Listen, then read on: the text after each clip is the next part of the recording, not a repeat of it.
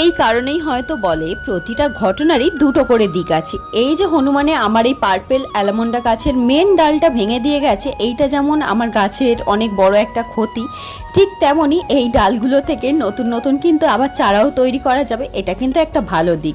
দেখলে কেমন ম্যাজিক করে এই কাটিংগুলো তৈরি করে নিলাম। না না, এতটাও সহজ নয়। চলো তোমাদের দেখাই স্টেপ বাই স্টেপ কিভাবে এগুলো আমি তৈরি করব।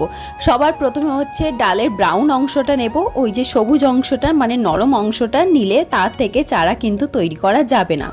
যে ডালগুলো ভেঙে গেছিল সেখান থেকে আমি ওই সবুজ অংশগুলোকে বাদ দিয়ে দিয়েছি, এমনকি একটা পাতা পর্যন্ত রাখিনি।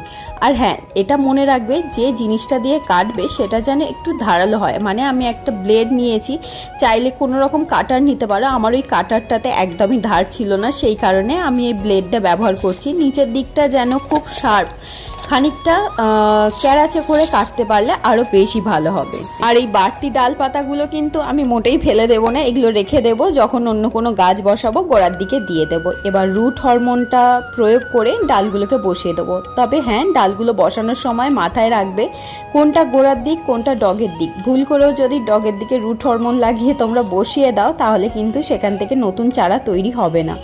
আর হ্যাঁ, রুট হরমোন না থাকলে অ্যালোভেরা জেলও প্রয়োগ করতে পারো, তাতেও কিন্তু একই রকমের রেজাল্ট পাবে।